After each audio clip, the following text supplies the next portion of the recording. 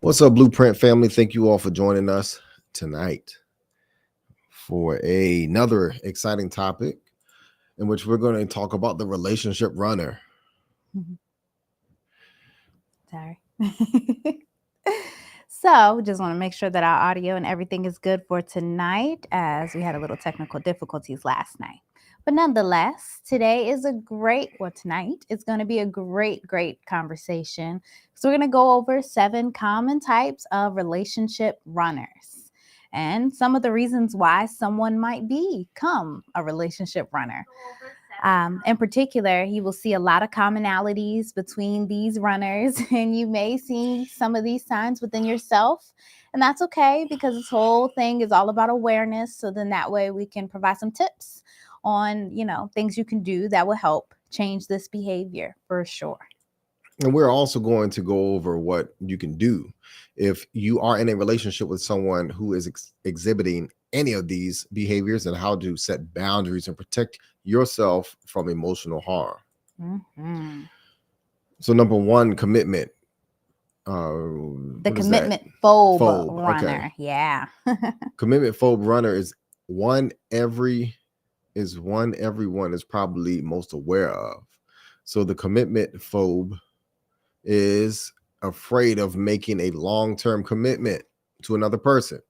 So they may have been hurt in the past or may simply not feel ready to settle down yet.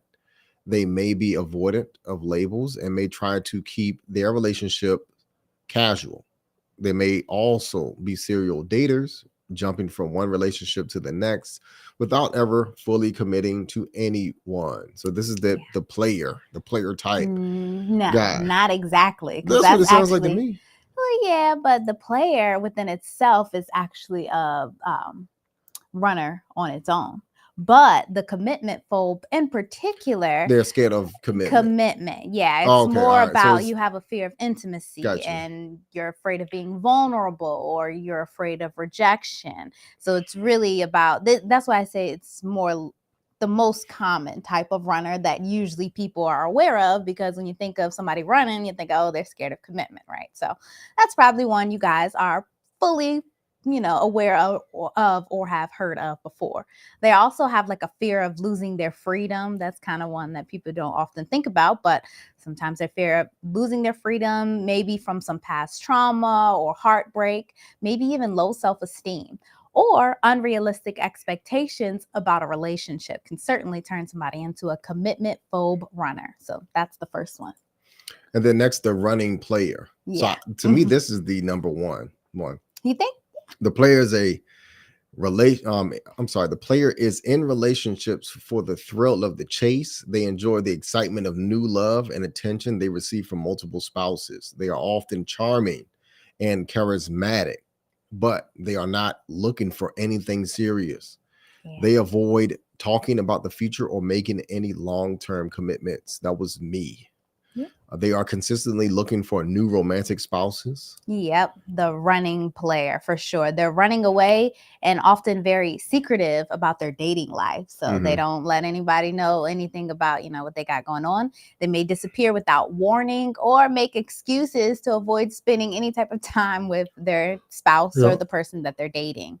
They may even flirt with other Excuse me. people or have multiple spouses at one time. Yep, and they are not interested in getting to know their spouses on a deeper level. That means we don't care about your parents.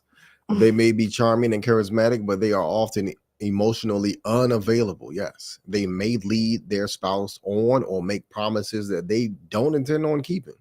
They may be quick to anger or jealous.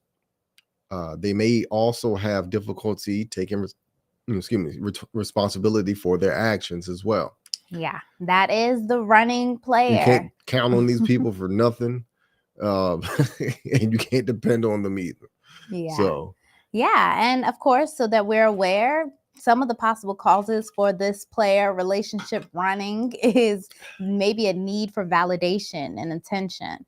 They may have a fear of intimacy or vulnerability. They may have a fear of commitment. They certainly, excuse me, lack empathy. That is a big one. And narcissism can play a huge part in wanting to be a player. And also childhood neglect or abuse. That's one that's often overlooked. But that's certainly a reason why someone might turn into a running player.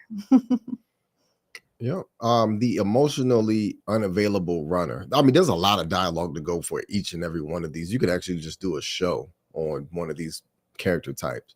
Yeah. But the emotional unavailable runner, the emotional unavailable person is unable to form deep emotional connections with others. An emotional unavailable person shows to be a relationship runner because they have difficulty sharing their feelings, thoughts, and experiences with their spouse. They may also be uncomfortable with physical intimacy. They are distant and withdrawn, and they may avoid spending time with their spouse or talk about their relationship. Yeah, it's important. I do want to make note that we are going to go through first what each one is and then provide some tips. So if you are, again, one of these runners that we go through, some tips of things you can do. And then certainly if you are in a relationship or a dating situationship with someone who is a runner, you certainly have to protect yourself. And we're going to help you do that as well. So for our viewers that are just tuning in, that's what we're going through at this moment. Yeah. So next we have the we still on the emotional unavailable runner. Yeah, for So sure. they may be critical and judgmental of their spouse and their relationship. They may be quick to find fault with their spouse or dismiss their spouse's feelings. They are also unavailable when their spouses need them emotionally or physically, and they may avoid conflict or shut down when their spouse tries to talk about their needs. I see a blending of all of these so far, to be honest with you. For sure. So they may also quickly disappear from a relationship without warning or explanation because you know what? There's no commitment. Yeah. So they may also be reluctant to commit to a long-term relationship. Yeah. Some possible causes of this emotionally unavailable relationship runner is childhood trauma or neglect, attachment issues, fear of intimacy or vulnerability, or simply a lack of interest in intimacy.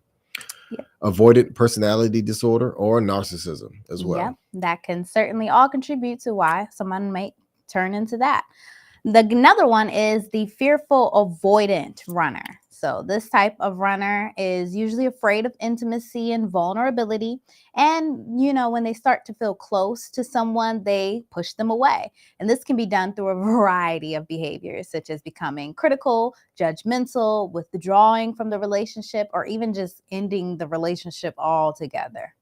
And fearful avoiders are often hesitant to put labels on their relationships or make long-term commitments. They may be afraid of getting hurt or being trapped in a relationship that they don't want to be in. Mm-hmm. So fearful avoiders may also have difficulty trusting their spouse and being open with them. So this may be due to past experiences or betrayal or abandonment. Yeah. They may be afraid of conflict and avoid talking about their problems with their spouse.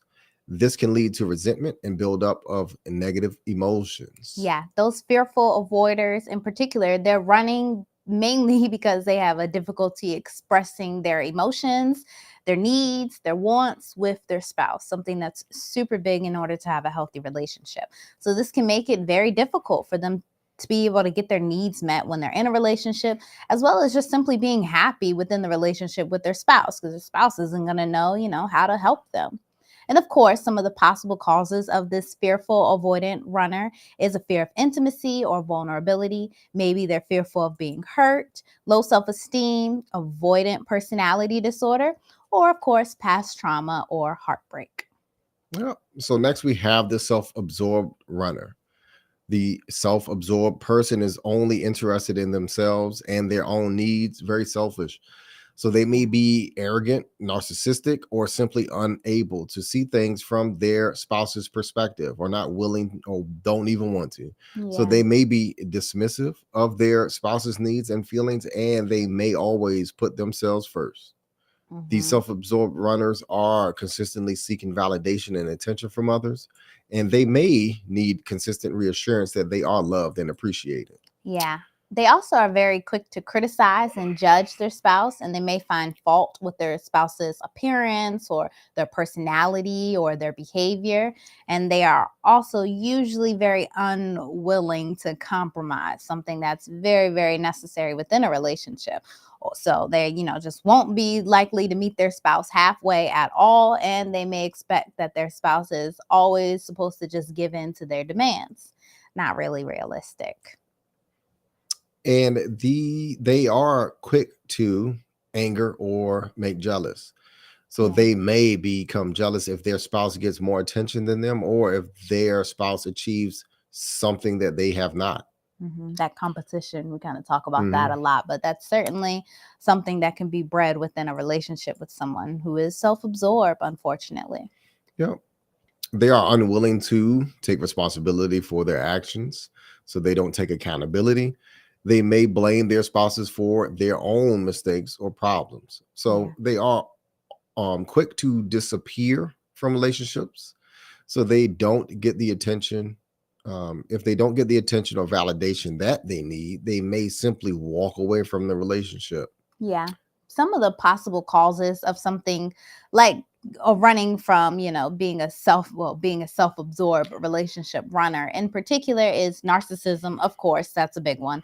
Entitlement.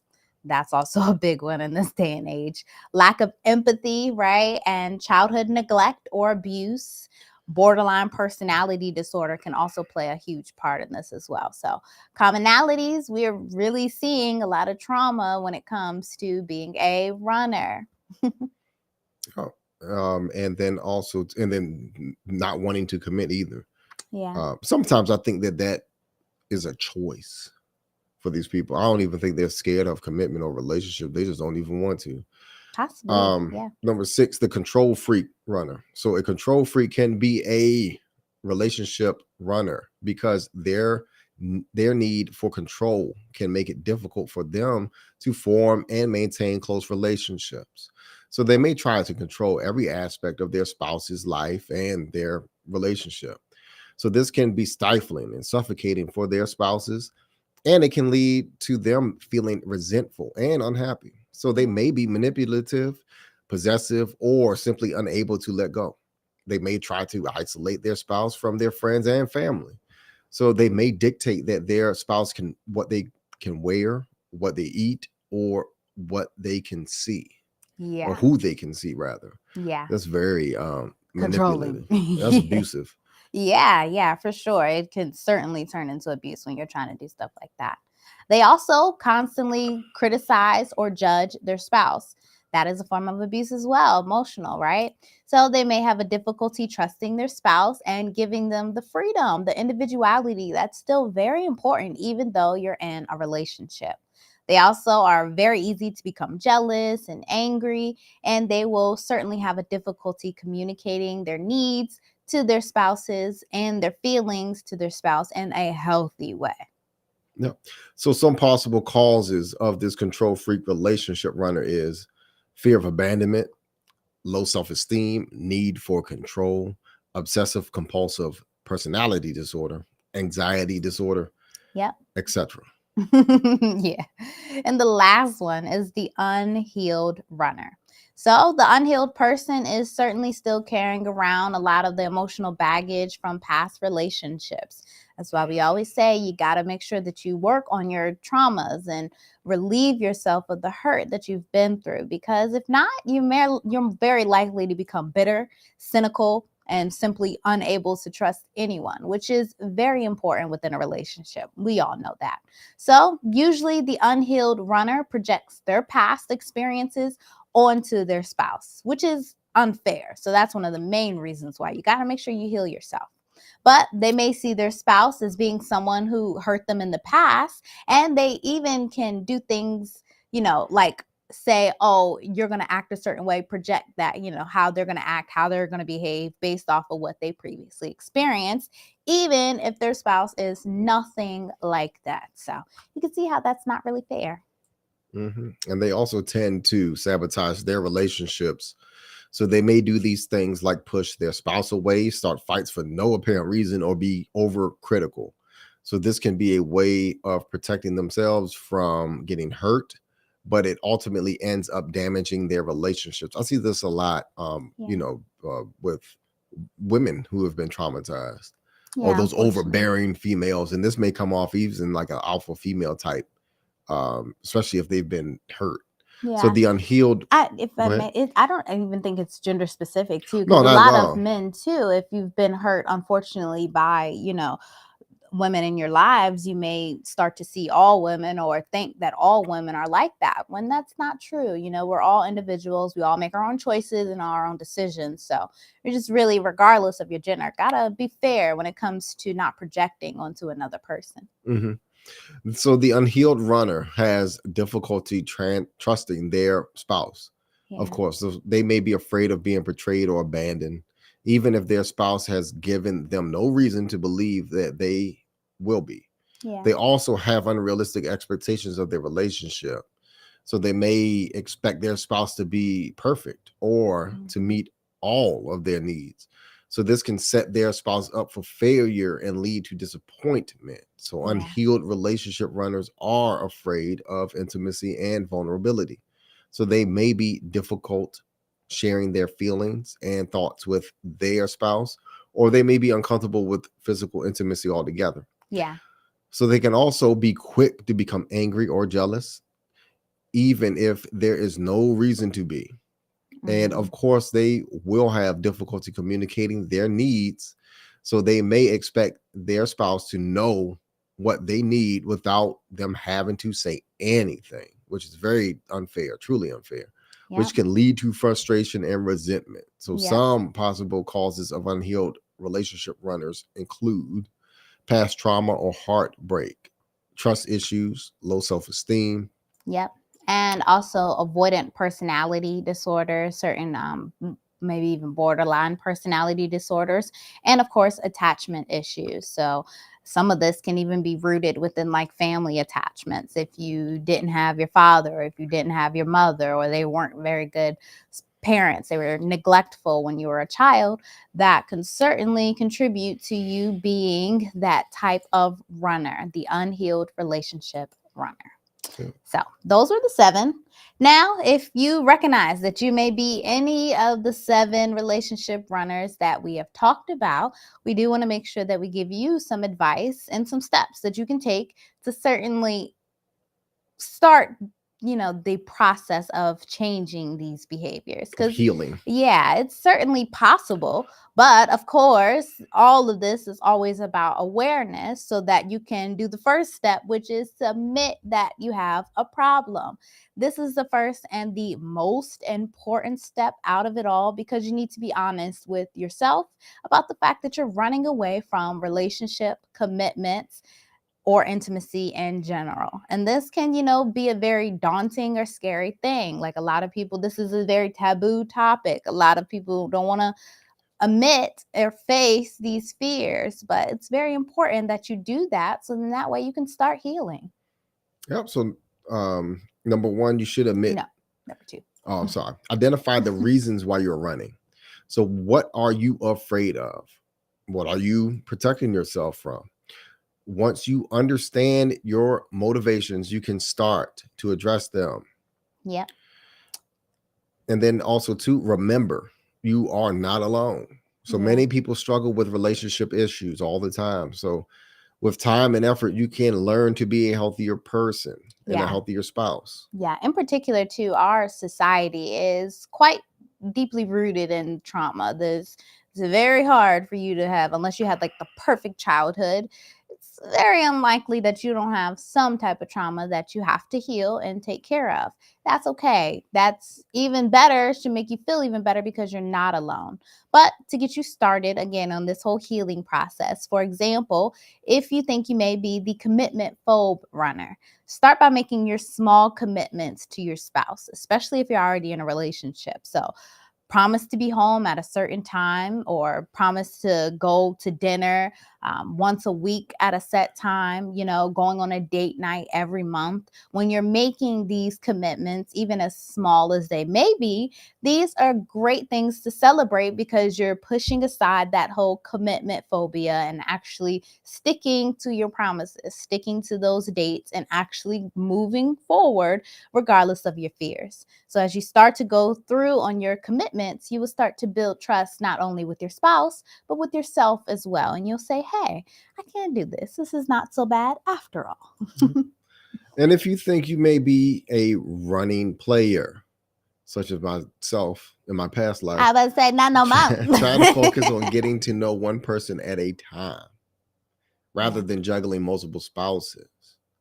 Be honest with your spouse about your intentions and what you are looking for in a relationship.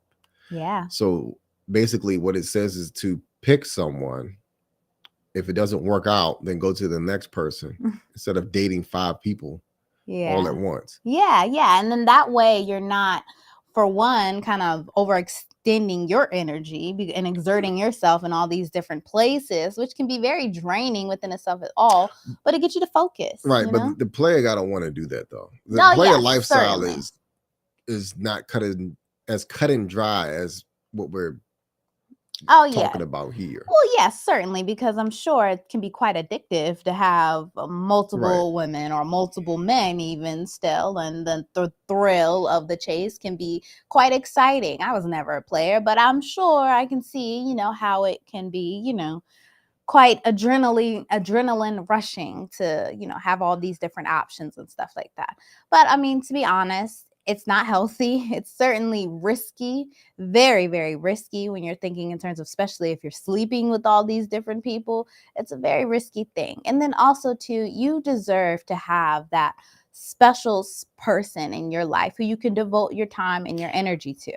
So you got to want to, for sure. But isn't this what, just to throw this out there, playing devil's advocate, isn't this what men do in order to find a wife, a spouse? Sure. I think there's a healthier way to go about courting multiple people, because in particular, if we go back to the specific signs that of a running player, they are usually they're not honest. So that's one thing that you should be, even if you are courting multiple people, be honest about it. It's okay to let it. It's also very fair if you let the women or men who you're dating know, hey, don't be so secretive. I'm courting multiple people at this time.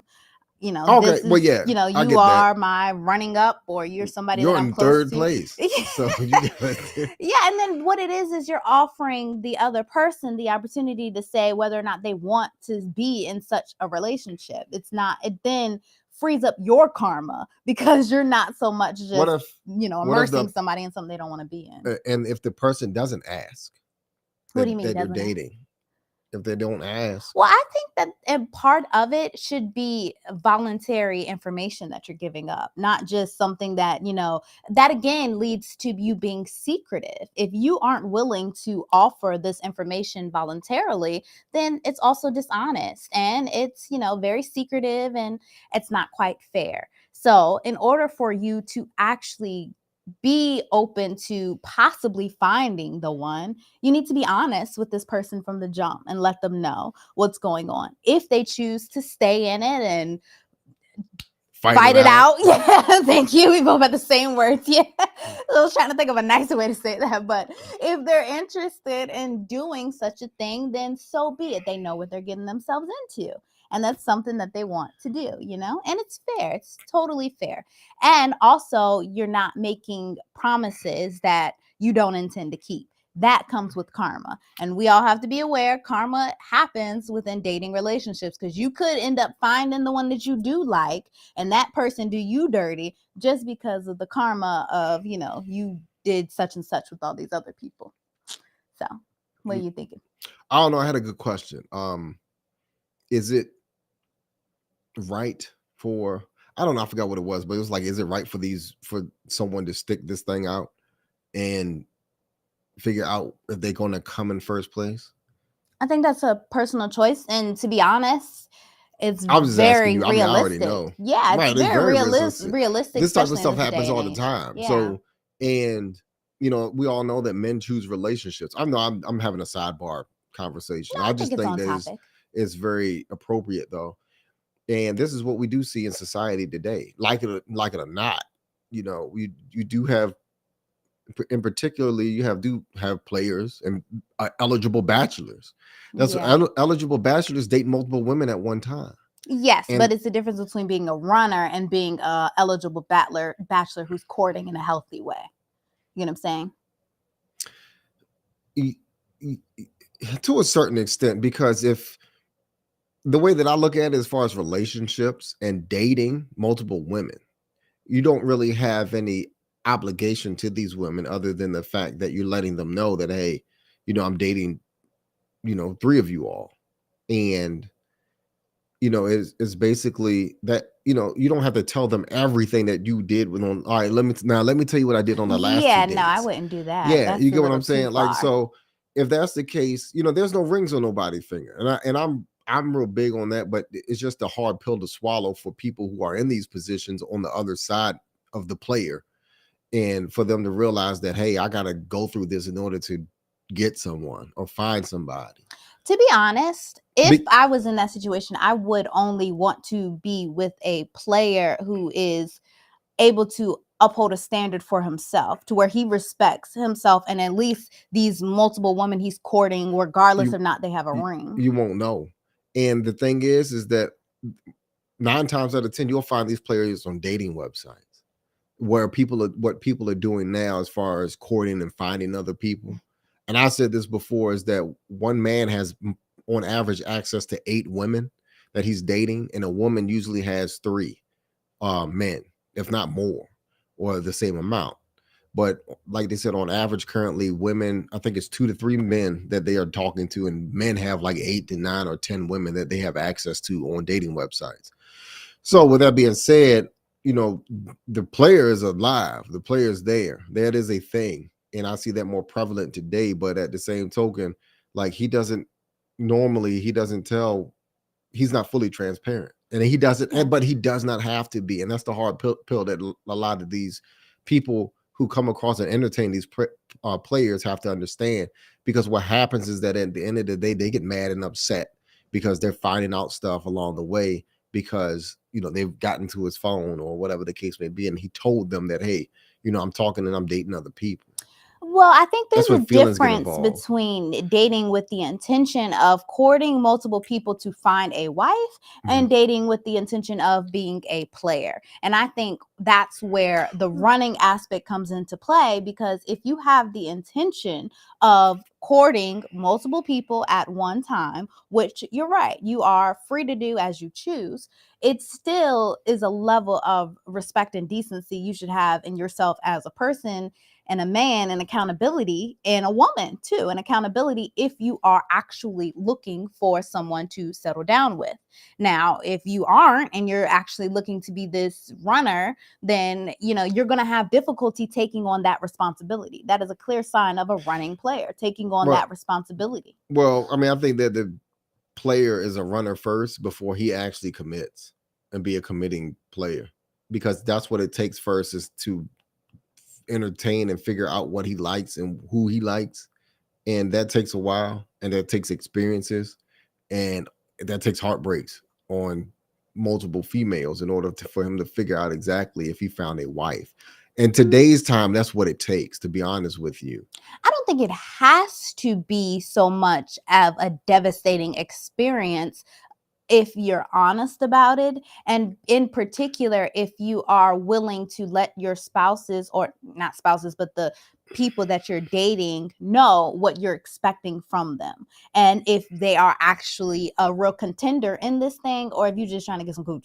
Like, those are two totally different situations. But it doesn't. Yeah, but what woman in what capacity can actually accept the rejection after dealing with somebody like this for like a year, and she already knows that she's competing against 3 other females? I think that's where discernment comes in. That creates trauma on its own. But the thing is, okay, you can talk about discernment all you want, but if if this woman is only has really the attention of two guys, and she's number 3 for with both of them, you can discern all you want. Yeah, that's Because, you discern that ain't the one for you. It shouldn't well, be yeah, that neither hard. or. Right. It shouldn't be that. Okay. For example, I think about our relationship back when we were in college, and I kind of didn't know per You se, can't, yeah, because you but didn't know. at that time, I do know that it was one other girl that you were seeing. It was not just one. Right. But that's what it I'm was, saying but about. within that, it was like a top where I knew kind of where I came into play. Like I wasn't number 5. I knew I was like number 2 Right. or number 1 at one point, dropped down to number 2, back and forth. You get what I'm saying? So because of that, I was willing to take on competing. Sometimes that's what you do. You take on that. But I would not have done that if I was number 3 or if I was number 4, because But you the don't guy know. wouldn't have been so interested in me. You Well, don't know. in the sense of, I think the aspect of how much attention this player divides between the women, because if this man has multiple females that he's dating, he's going to be very limited to the time of dates he spends with you, the time he talks on the phone with you, the time he texts you. All of that is going to be reflective in where exactly you stand. If I know I'm number 1 or number 2, I know it's not going to take you as long to hit me back. I know that I'm going to get a decent amount of time split between me and possibly this other woman, and I'm more aware of that. But if I'm number 3 or number 4 or number 5, you rarely hitting me back. I may hear from you once a week. I may hear from you, maybe not even that.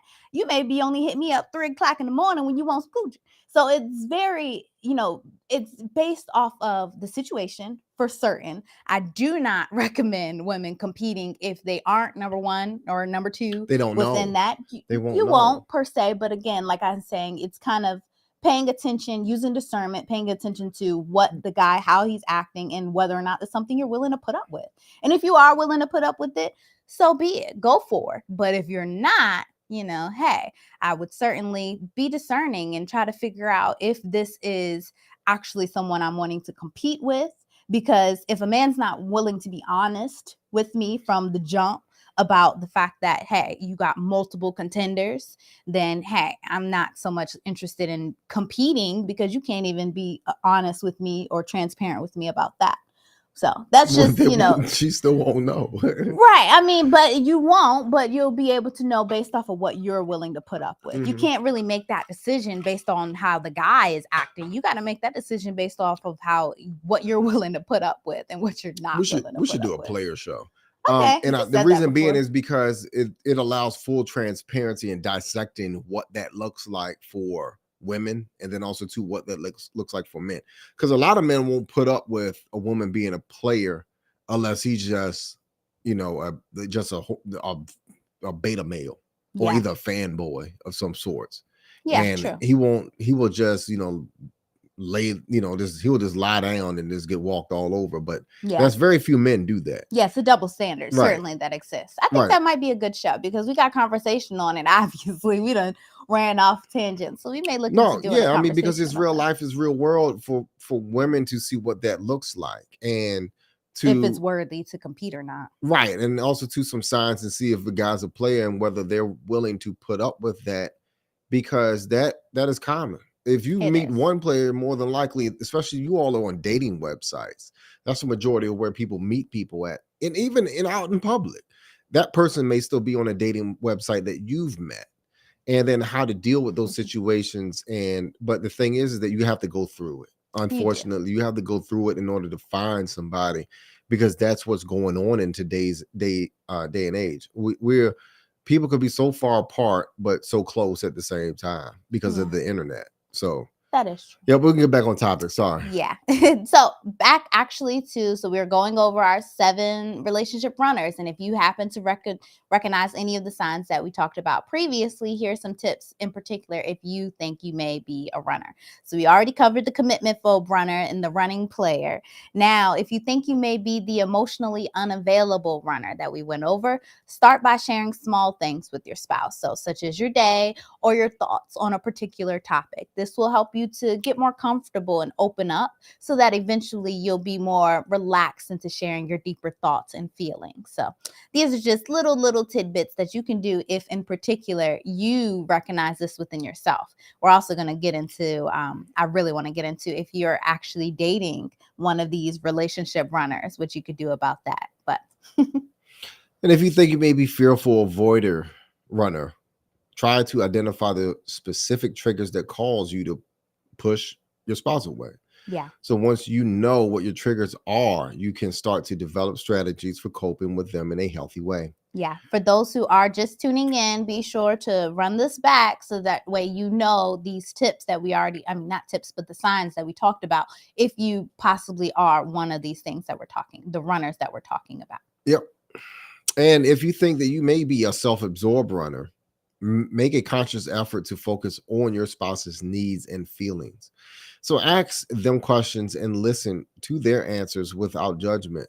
Yeah. And if you think you may be one of those control freak runners that we talked about, try to relax your control a little bit and give your spouse the freedom and the autonomy to be who they are. You want to love your spouse and allow them to express themselves without you being so, overbearing.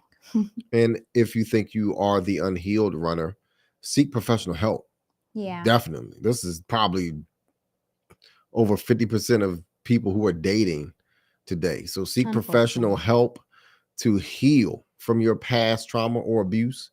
Once you have healed, you will be better and able to form and maintain healthy relationships. Yeah. Now, most importantly, if you are in a relationship, communicate with your spouse. Let your spouse know that you're working on yourself, that you got some things that you got to work on, but that maybe you are committed to making the relationship work, especially if you see these signs, you're already in a relationship and you do want to make it work. That's okay, but you got to communicate and you got to be honest. And also be patient with yourself. It definitely takes time to change, especially if these are deep rooted traumas that you have to heal. So be patient and don't expect to become the perfect spouse overnight. It doesn't happen. You'll forever be working on trying to be better and better. And that's really what's most important, the actual work, putting in the work to be a better person, for sure. Mm-hmm. So now here are some tips for setting boundaries and protecting yourself from emotional harm if you are in a relationship with someone who is exhibiting any of the relationship runner behaviors. Mm-hmm. So, number one, identify the runner's behaviors that are harming you. So, Yeah. once you know what behaviors are crossing your boundaries and causing you pain, you can start to address them. Yeah. So again, that's prime time to run this video back, listen to the different behaviors that we talked about. And if you identify them, please write them down so then, you can get clarity within yourself and then be able to draft up a plan on how you're going to approach your spouse about all of this. Because the most important thing is to actually start communicating your boundaries to your spouse, which is the runner, whichever one kind of runner they are. But be clear and direct about what you will and will not tolerate in the relationship. This is super, super, super important because you have to be able to enforce these boundaries if they are crossed. That's the only way you're going to protect yourself. And certainly when it comes to like the player we were talking about, you got to figure out whether or not you're going to accept this person doing these things to you, because that's the only way that they're going to cause you harm is if you allow them to. So let them know if their behavior is unacceptable and that you will not tolerate it. That is okay. Be sure to do this. So here are just some general tips for each one that we talked about on how to set these boundaries. Yep. So with the commitment phobe, set a deadline.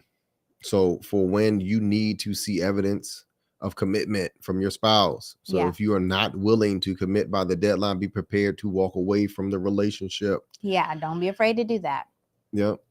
And next, for the player, set a boundary that you will not tolerate being part of a love triangle or seeing someone who is not monogamous.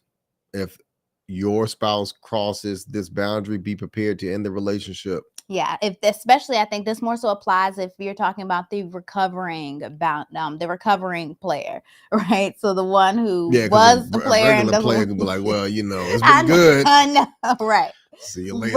Right. And then that will be where you gotta enforce that. You gotta be like, all right, well, hey, it is what it is. That's okay. It's life. You will certainly meet someone who is willing to show up the way you need them to show up. So be prepared, of course, to enforce this boundary if you're not willing to, be in that type of love triangle and you really want something monogamous. And with the emotional unavailable runner, set a boundary that you need your spouse to be able to share your emotions and feelings with you. Mm-hmm. So if you are not able to do this, be prepared to end your relationship. Yeah, you can't have a relationship with someone who's not going to be emotionally available for you or in general, just able to talk about things. That is a headache to be with for sure. And with the fearful avoider, set a boundary that you need your spouse to be able to communicate their needs and feelings to you. Yeah. So if they are not able to do this, be prepared, of course, to end the relationship. Yes, boundaries are all about this. This again can be very hard, and I think in particular everyone has to be very vocal and okay with setting those boundaries, even if you have been in some type of traumatic relationship or maybe traumatic childhood or something like that. It can be a little nerve-wracking to say no, but you got to learn to say no, so then that way you can protect yourself. That's what's most important. And with the self-absorbed runner, Yeah. set a boundary that you need your spouse to be able to listen to you and respect your feelings and needs. Mm-hmm. So if they are not able to do this, be prepared to run. Facts, because you can't have a relationship with a self-absorbed person. You certainly cannot. We talked yesterday about how you got to be of service to each other, so this is one of those things where it ain't gonna happen. So you got to be okay. Yourself up for heartache, pain, and everything else. pain. Yeah, so you got to be okay to walk away. And then this one too, Mm-hmm. the control freak runner, set a boundary that you need your spouse to trust you and to give you autonomy. Yeah. And if they are not able to do this, be prepared to end the relationship. Yeah, unfortunately, this is true. Now, of course, a lot of this of what we are talking about is if you're dating, right? So if you are in this and you're in a marriage and you recognize these type of things, it's not going to be as easy to leave the relationship. So I do certainly want to put a disclaimer to be sure to communicate, then go to therapy, hit all those different things that you can do to work on the relationship before you just up and divorce. But in particular, for all of our single people out here, this is why we do this and try to cover as many topics as possible, because we're going to encourage you to get married. We want you to do things in the best possible way, to be aware, to protect yourself, to know what you're getting into, so that way you're not getting yourself into a situation that can ultimately cause you harm. That is not what we want for you. What we do want is for you to be able to find a spouse who's going to love you the way you need to be loved and who is actually willing to show up for you. So certainly be all right with figuring out, hey, setting these boundaries and saying, hey, this ain't the one for me. And, that's all right. I'm going to move on. Yeah, and with the unhealed runner, set a boundary that you need your spouse to be emotionally healthy and able to support you in a healthy way. So if they are not able to do this as well, you need to be prepared to leave this person alone. Yeah. And unfortunately, it's not unlikely that you're going to come across a person that you're dating that doesn't have some sort of trauma. My best advice for that is, if it's a trauma that you are not able to take on, that is okay. Let them know this is too much for me and I'm not willing to, be with you while you heal. But some people, believe it or not, can come together with a spouse and actually be able to recognize that, hey, I got some traumas that I need to work on, and do that simultaneously while being in a relationship. That can happen. It, happened with us. A lot of things in my childhood I didn't know that I still needed to work on, but I was able to still do this with my spouse. But again, you have to be fair about this. I still really recommend that we all take the time to heal ourselves as much as possible so that you are actually prepared to fully experience love in the best possible way. Yep. And then also too, what's the next slide? So it is important to remember that you cannot force someone to change. So Yeah. if your spouse is unwilling to respect your boundaries, you have the right to end the relationship. So be Yeah. sure to seek support when you need it, of course. So we are available for consulting at Yeah. www.wifeconomics.com/schedule consultation, or you can talk to friends, family, or therapists of your own about what you are going through. Yeah. So having a support system in place can help you to stay strong, cope with the emotional challenges of being in a relationship with a runner, and support you if you need help leaving the relationship. Yeah. So remember that you deserve to be in a relationship with someone who loves and respects you Yeah. Yep. as Don't well. tolerate things that are hurting you. Be okay with that. So certainly, I think this was a good topic. We covered 7 different types of runners: the commitment phobe runner, the running player, the emotionally unavailable runner. Then we said the fearful avoider runner, then the self-absorbed runner, and the control freak runner, and of course, the unhealed runner. So, all of these things we talked about, be sure to go back if you need to look at all these signs that we covered, all the tips that we covered on healing yourself. And Right. certainly, if you're in a relationship with someone who is exhibiting these behaviors, set up your boundaries to protect yourself, please. Yep. And I Yep. feel like we're the first people to talk about all of this together. Yeah, I think we're kind of the first to do a lot of the stuff that we're doing. But, I think when God, picks, tells you to do something and sets you up to do it, it offers you a plethora of things to, kind of provide service to. Because these are all things that we have experienced, we're good at. We've been together 11 years. Our anniversary is next Monday. Yep. So we have a lot of experience in a lot of this. And that's honestly why I think God kind of helped us become aware that, hey, we need to help, and this is really why we do this. This is our community service. We always say that this is genuinely our community service to help you all build better relationships, get in healthy relationships, sustain those healthy relationships so that we can build a better, more cohesive community. So thank you all for joining us every night and tuning on in. We really, really appreciate all the support we've been getting. Yeah. Yeah, we really appreciate it. So go ahead, Yeah. like, share, subscribe to our videos. Mhm. And we really will thoroughly appreciate that. Yeah. Yeah. So anybody have any questions, concerns, conundrums, questions Anything? tonight? Nope, Anything. This nothing is yet. your time. Use it wisely. Yep. So Yep. all right, with that being said, Blueprint family, thank you all for coming out tonight. And we will see Yeah. you all tomorrow, Wednesday, tomorrow. And you all have a wonderful night. Peace.